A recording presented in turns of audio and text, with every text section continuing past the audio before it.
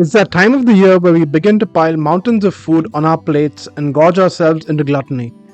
With Thanksgiving just around the corner, we have something special for you today. Get ready to blow your taste buds with a mouth-watering turkey recipe with a garlic and herb butter that's going to make your holiday feast unforgettable.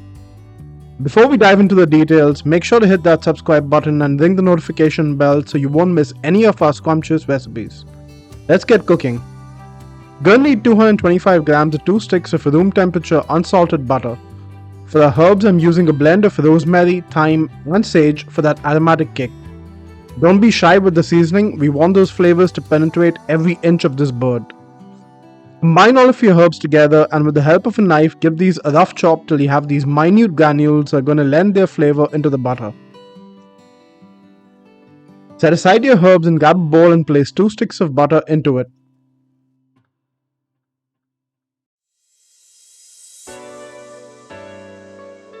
Next, we're going to go in with 6 crushed cloves of garlic. Now place in your chopped up herbs. We're now going to season our butter with some freshly ground black pepper and about 3 tablespoons of salt.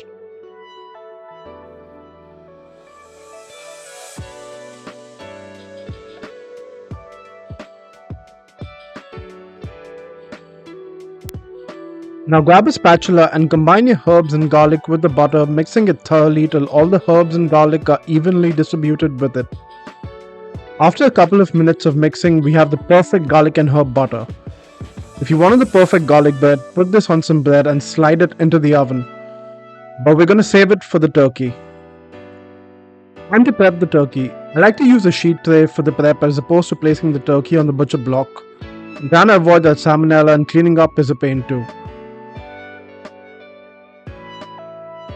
Place your turkey backside down or best side up, however you like it. I've already taken out the innards and the neck bone that I'm going to use to make a delicious turkey stock for the gravy later.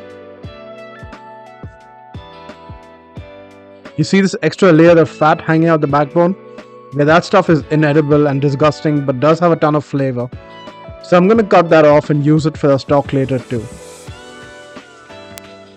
Next thing we want to do is dry the surface of this bird.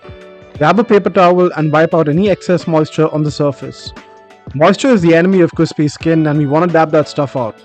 Unless you like eating flabby skin, leave it on.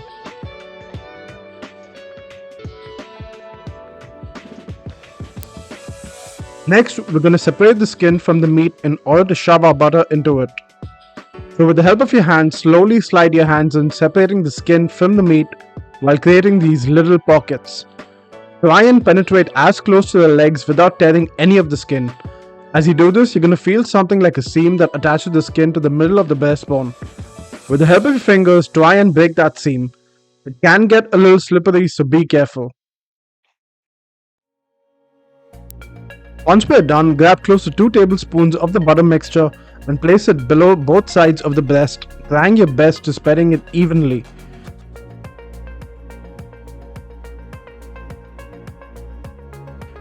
Now, grab another tablespoon and place it in the gap between the breast and the legs. And yes, we want our butter to penetrate as deep as possible to flavor each and every corner of the bird.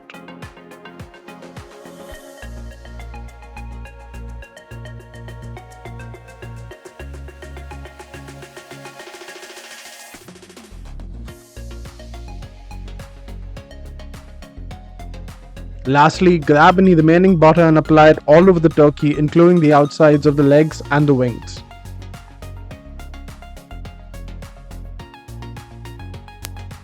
Add 1 onion followed by 1 whole head of garlic into the cavity of the turkey.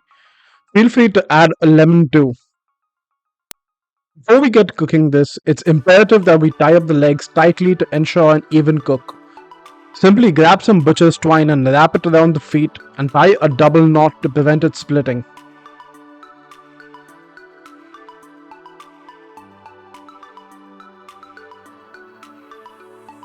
Tear off any excess twine, that stuff will burn in the oven. Now grab 2 onions. I'm using 1 red and 1 yellow for just some different flavors, but you can use 2 of any one kind. 2 carrots and 2 sticks of celery. I'm just going to roughly chop up my celery and carrots, no need to be precise here. and then cut my onions into eighths.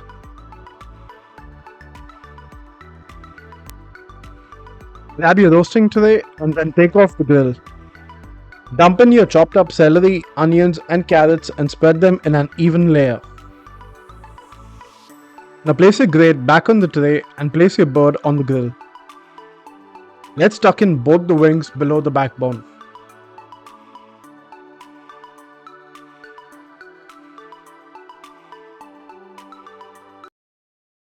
After a little bit of a struggle, finally managed to get that done. Stubborn bird. Brick spank for being difficult. Now finally cover up your bird with some foil. Use 2 sheets and cover it up loosely, leaving an inch from the top. We want to create a kind of steam pocket for the first couple of hours. This cooks in a preheated 325 Fahrenheit degree oven for 2 hours. It's been 2 hours and the first phase of cooking is over. Carefully lift the foil from the tray and preheat your oven to 425 degrees Fahrenheit. This now goes in uncovered for 1 hour. Let's begin the work on our gravy. In a deep bottom pan, heat up 1 tablespoon of vegetable oil and then add your neck bones and excess skin from the back that we had cut earlier. Sear it for a couple of minutes on one side before flipping and searing it on the other side.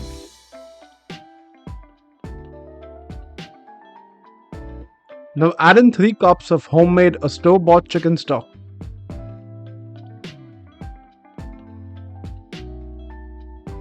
Cover it up with the lid and cook this for at least 30 minutes to an hour.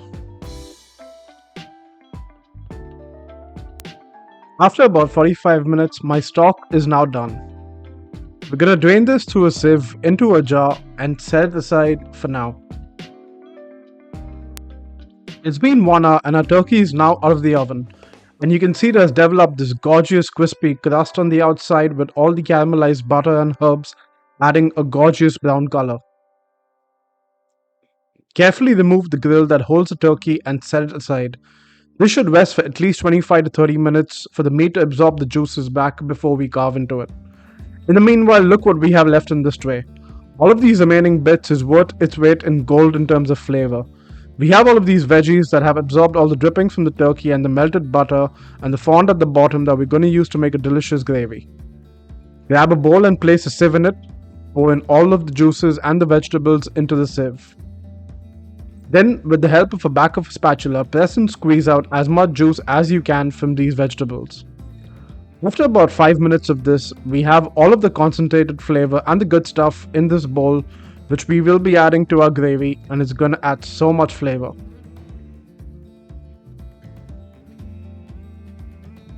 After melting 3 tablespoons of butter in your uncleansed roasting tray, add in half a cup of all-purpose flour and give it a quick stir to form a roux. You want to cook this for a couple of minutes to take the raw edge out of the flour.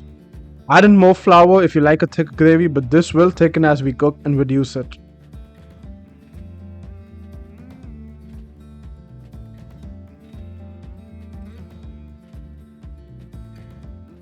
For an added depth of flavor, add in a cup of white wine like a Sauvignon Blanc and whisk this in with your roux and reduce. Once your wine has reduced, we're going to add all of the drippings from our turkey into it. Whisk this in and cook for about 5 minutes till it thickens.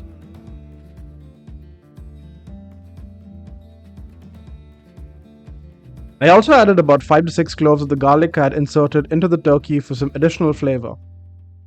Once this is thick, add in the 3 cups of your turkey stock. Whisk this all in, scraping the bottom of the sides for any fond. Let's not leave any flavors behind and cook and reduce this on low for about 10 to 15 minutes till it thickens up to your liking. And at this point my gravy has thickened. I'm going to season it with some salt and freshly ground black pepper.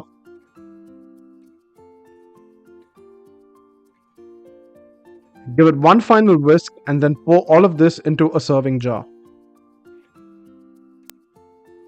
This turkey resulted in being moist and juicy, and we ended up having a proper feast at home. If you're wondering about all of these sides, we're uploading our next video where we cover the essential Thanksgiving sides, so do consider subscribing to us. And just to give you a glimpse of how tender this ended up being, I'm gonna cut off a slice. This meat just tears apart without any effort in my hands. If you do like this video, consider subscribing and smashing the like button for us, and we will be extremely thankful. See you next time.